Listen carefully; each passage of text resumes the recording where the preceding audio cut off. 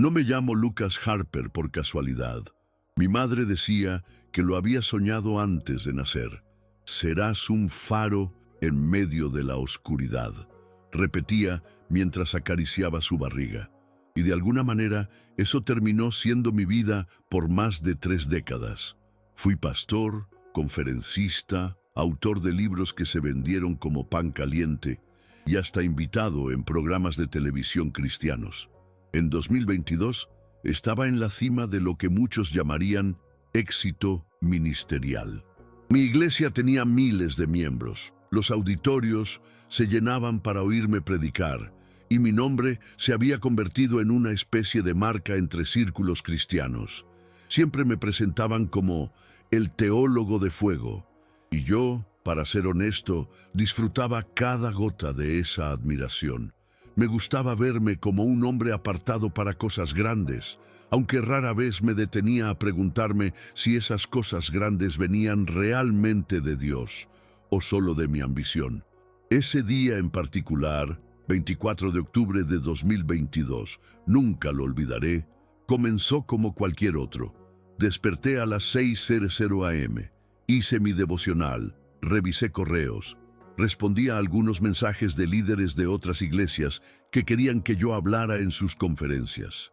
Tenía una reunión pastoral a las 10 y luego una grabación para mi canal a las 13 horas. Todo en orden, todo medido.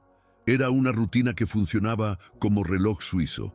Nadie sospecharía que algo fuera a romper ese ritmo, hasta que mi pecho se apretó como si un puño invisible lo estuviera estrujando. No fue un dolor agudo al principio, más bien una presión sorda, como si algo en mí estuviera colapsando en silencio. Recuerdo mirar mi reflejo en el espejo del baño. Mi rostro, tan familiar, tan seguro, se veía pálido, sudoroso, y mis ojos tenían una expresión que no reconocía. Algo estaba mal, muy mal. Intenté ignorarlo al principio. Me dije que era estrés, cansancio, quizás una baja de presión.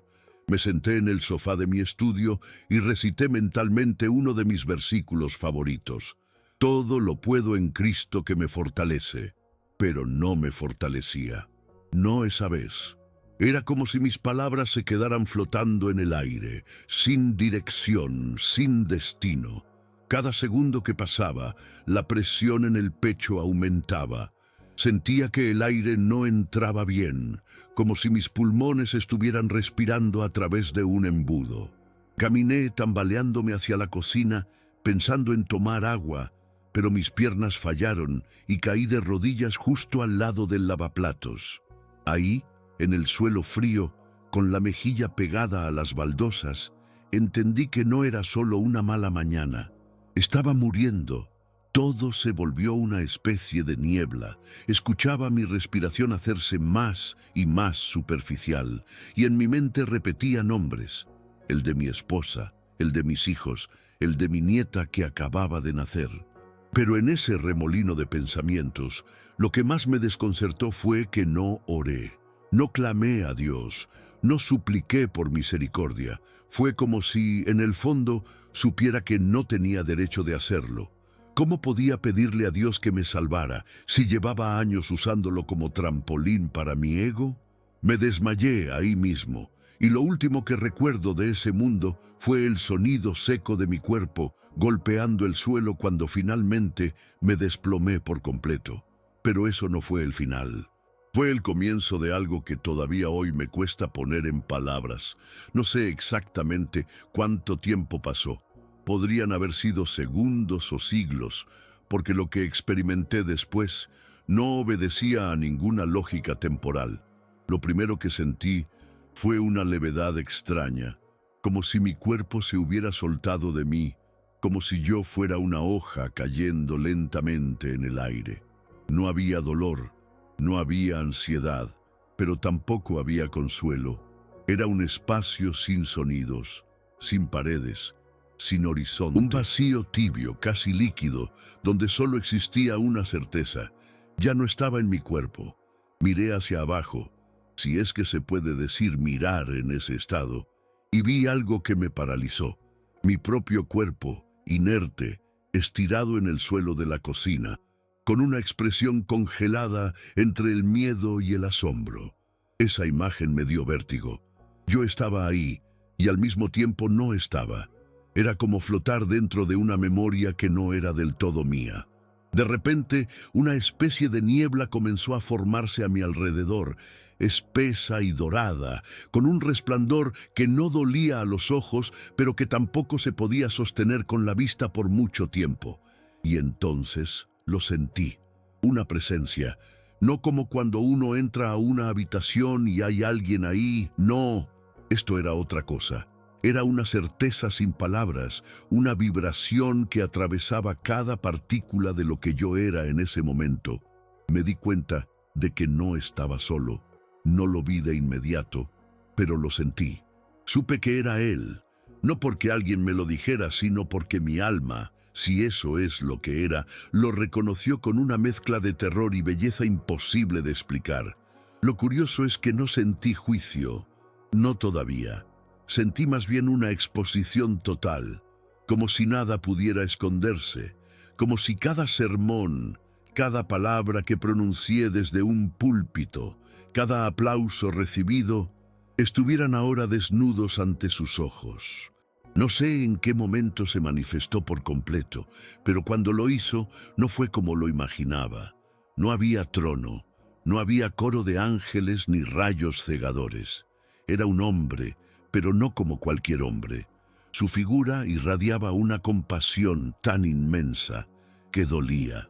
Su rostro tenía algo que escapaba a toda descripción humana, como si cada rasgo suyo contuviera la historia entera del universo, y aún así reflejara la ternura de un padre que observa a su hijo herido. Su mirada no era severa, pero atravesaba. Me sostuvo la vista y, sin pronunciar una sola palabra, me mostró todo. No fue con frases ni visiones fantásticas. Fue como si una parte de mí se abriera y comenzara a ver mi vida desde los ojos de quien la escribió desde antes de que existiera. Y lo que vi fue devastador. Me vi en el púlpito, con la Biblia abierta, predicando con pasión. Pero en esa visión no había gloria divina, solo mi necesidad desesperada de aprobación.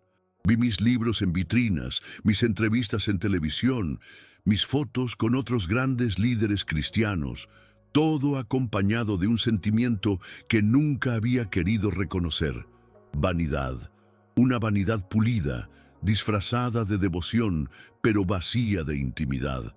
En ese momento escuché su voz. No era un sonido como el nuestro, era más bien un pensamiento que venía de él y se incrustaba directo en lo profundo de mi ser. Conociste las palabras, pero nunca me conociste a mí. Sentí como si me hubieran arrancado el aliento. Esa frase sencilla y clara tenía el peso de 1000 verdades. Me di cuenta de que todo lo que había construido en nombre de Dios, lo había hecho en realidad para construir a Lucas Harper. Quise hablar, quise pedir perdón, explicar, justificarme, pero ahí, en esa dimensión donde las máscaras no sirven, supe que nada de eso tenía sentido. No había argumento, no había defensa, solo quedaba la verdad, y la verdad dolía más que el infarto. Él no me acusaba, pero su presencia me dejaba claro que yo mismo había elegido ese camino. Él me había llamado muchas veces, en la soledad, en el silencio, en esos momentos en los que todo estaba bien y aún así algo en mí se sentía seco. Pero yo había llenado esos vacíos con más actividad, más agendas, más luces. En una de las visiones vi algo que me quebró por dentro. Estaba orando en una conferencia internacional, con miles de personas repitiendo mis palabras, y Jesús estaba de pie a un lado del escenario esperando. Nunca lo invité, nunca lo miré. Yo hablaba de él, pero nunca con él. Entonces, con una dulzura que me desarmó, Jesús pronunció un solo nombre: Douglas. Era el nombre de mi mentor, el hombre que me impulsó desde joven, que me enseñó a manejar las escrituras con precisión quirúrgica. Lo admiraba profundamente, pero lo que vi a continuación me heló la sangre, si es que aún tenía sangre. Vi a Douglas en sus años de gloria, citando versículos, ganando premios teológicos, dirigiendo seminarios. Y luego lo vi solo, en un cuarto oscuro, mirando al vacío, con una Biblia abierta sobre sus piernas. Y escuché otra vez esa voz. Él usó mi palabra para promocionarse, no para glorificarme. Fue como un golpe en el estómago, no por Douglas, que ya no estaba en este mundo, sino porque entendí que yo había seguido exactamente el mismo camino. Un eco de su error, un reflejo de su ruina. Y en ese instante, algo dentro de mí se quebró de una manera que nunca había experimentado, ni siquiera en mis peores momentos de crisis. Era como si el alma misma se partiera en 1000 fragmentos y cada uno de ellos gritara por redención. Lloré, no con lágrimas físicas, sino con una angustia tan profunda que parecía infinita. Lloré por cada vez que usé el nombre de Dios para ganar una ovación, por cada aplauso que acepté como si fuera mío, por cada persona que me dijo su mensaje cambió mi vida y a quien simplemente respondí con un gracias en lugar de dirigir esa gloria hacia el cielo. Sentí una vergüenza santa, como si toda mi estructura interior estuviera siendo desmantelada por esa mirada que no condenaba, pero tampoco suavizaba la verdad. Y en medio de todo eso, también sentí algo más. Algo que me cuesta describir incluso ahora, una posibilidad. No era una promesa, no era una garantía, era como si se abriera una pequeña grieta en esa dimensión de juicio y revelación, una grieta de misericordia. Y dentro de esa grieta lo vi de nuevo, a Jesús, extendiendo su mano hacia mí. No dijo nada, no hizo ningún gesto dramático, solo me miró, con los ojos llenos de esa compasión devastadora, como quien dice, tú eliges. Y entonces ocurrió algo que no puedo explicar con lógica. Sentí que caía hacia atrás, como si la gravedad hubiera cambiado de dirección, y esa caída me trajo de vuelta. Regresé a mi cuerpo como si me empujaran desde una altura invisible, y cuando abrí los ojos, lo primero que vi fue la luz blanca del hospital. El pitido de las máquinas, una enfermera gritándole a otro médico que me estabilizaran, y yo respirando, vivo. Durante los días siguientes en el hospital no hablé mucho, apenas comía, apenas dormía.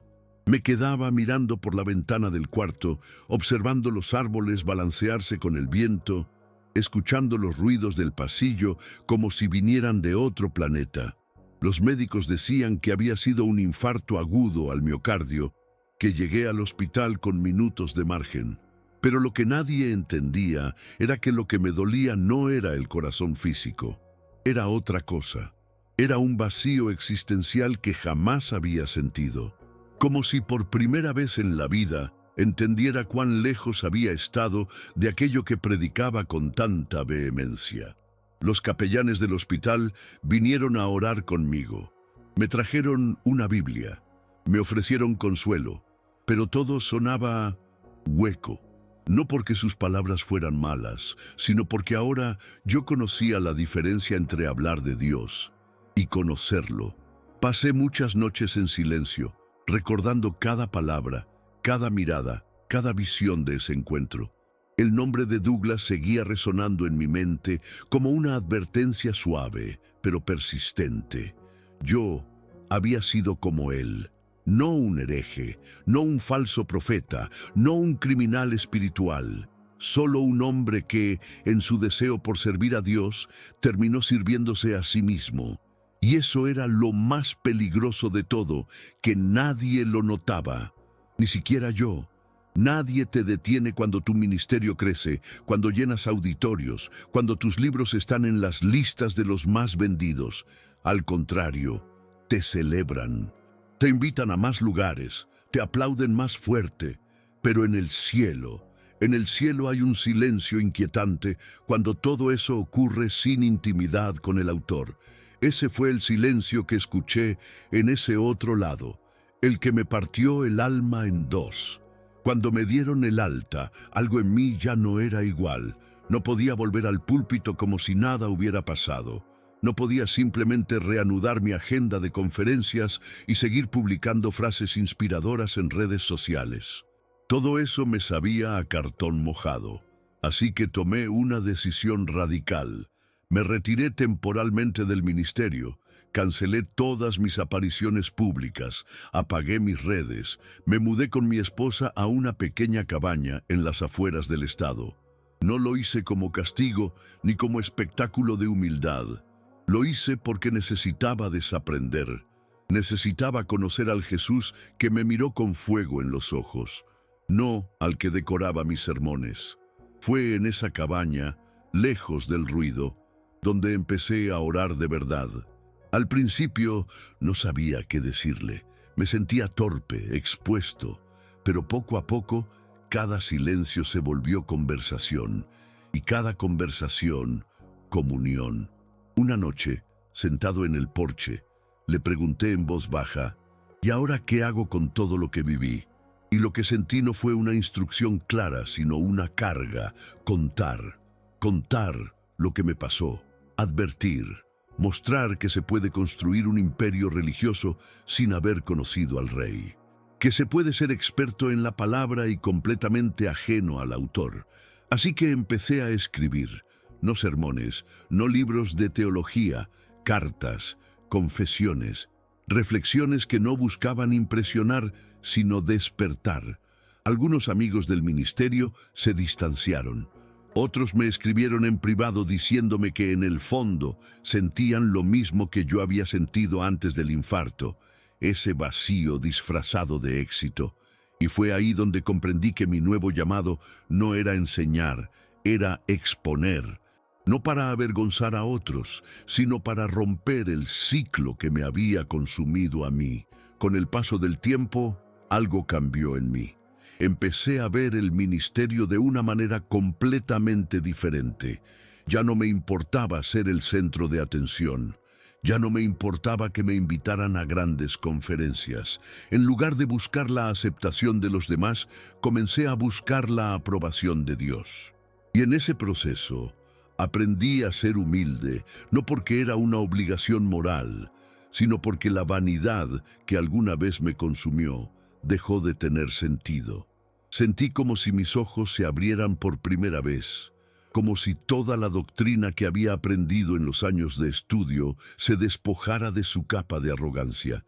Era como si cada versículo de la Biblia estuviera cobrando vida de una manera más profunda, más real.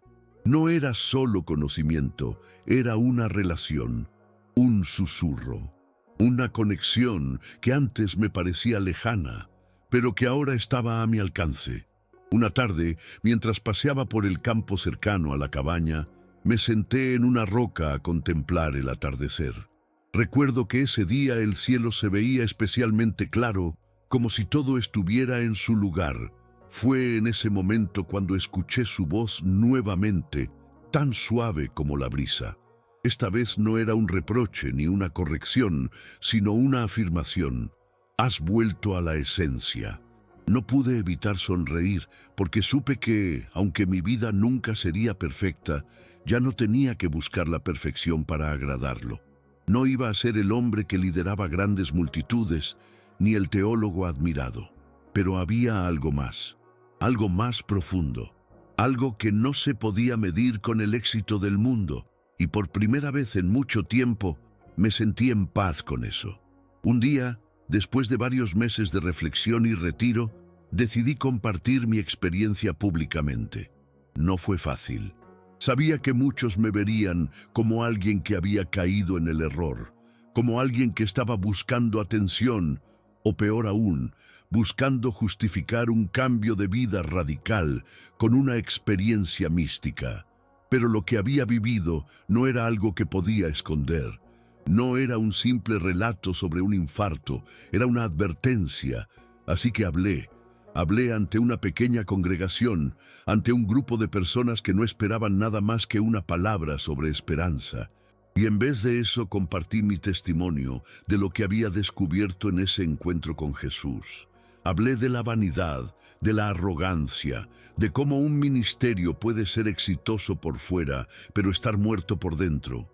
Y lo más impactante fue que, al final, no sentí vergüenza, sentí alivio. Sentí que por fin estaba diciendo la verdad, la que había estado callada tanto tiempo. Las reacciones fueron diversas. Algunos me aplaudieron por la valentía, otros me miraron con desconfianza. Pero no importaba. El peso que llevaba ya no me aplastaba. Lo que más me sorprendió fue la respuesta de varios pastores y líderes que se acercaron después de la charla. Algunos, que nunca habían mostrado interés por mi vida personal, ahora me pedían consejo. Me decían que se sentían igual que yo antes del infarto. Vacíos, cansados, atrapados en un sistema que predicaba algo que no experimentaban. Y fue ahí cuando entendí la magnitud de lo que Dios había hecho conmigo. No solo había cambiado mi vida, sino que mi experiencia podía ser una semilla para muchos otros. Y si lograba ayudar a algunos a evitar el mismo abismo en el que caí, entonces mi caída habría tenido sentido. Con el tiempo, mi vida comenzó a tomar un nuevo rumbo. A pesar de todo lo que había experimentado, me di cuenta de que las cicatrices seguían ahí, pero ya no me definían. Aprendí a vivir sin la necesidad constante de validación. Ya no sentía que mi valor dependía de cuántas personas llenaban una sala cuando predicaba. Encontré paz en lo sencillo, en las charlas con amigos cercanos, en las largas caminatas al atardecer, en las noches de oración en silencio, sin la presión de impresionar. Volví a leer la Biblia, pero esta vez no la leía como un manual de conocimientos, sino como una carta personal, escrita para mí, no para mi fama. De alguna manera, Jesús había entrado en mi vida de una forma que jamás había imaginado. Él ya no era solo el centro de mis sermones, sino el centro de mi existencia. Hace algunos años, una joven se acercó a mí después de una de mis conferencias y me dio un libro que había escrito. En él contaba su propia historia de lucha y redención, algo muy similar a lo que yo había experimentado. Me agradeció. Me dijo que mi testimonio le había dado fuerzas, pero en lugar de sentirme orgulloso, lo único que sentí fue una profunda gratitud hacia Dios. Porque en ese momento comprendí que lo que realmente había sucedido con mi vida no era solo una transformación personal, sino una posibilidad para que otros también encontraran la verdad. Ya no era necesario que mi nombre estuviera en las luces. Lo importante era que la luz de Dios, que una vez me rescató, brillara en la vida de otros. Y eso, para mí, era más que suficiente. Hoy sigo viviendo con esa misma paz, aunque no exenta de desafíos. La tentación de caer en las mismas trampas de la vanidad sigue siendo real. A veces, el ego se asoma y me recuerda lo que solía ser. El pastor que gustaba de ser reconocido, el teólogo que disfrutaba de su propia perfección. Pero ahora, cuando esos pensamientos surgen, ya no los rechazo con una sensación de miedo o condena.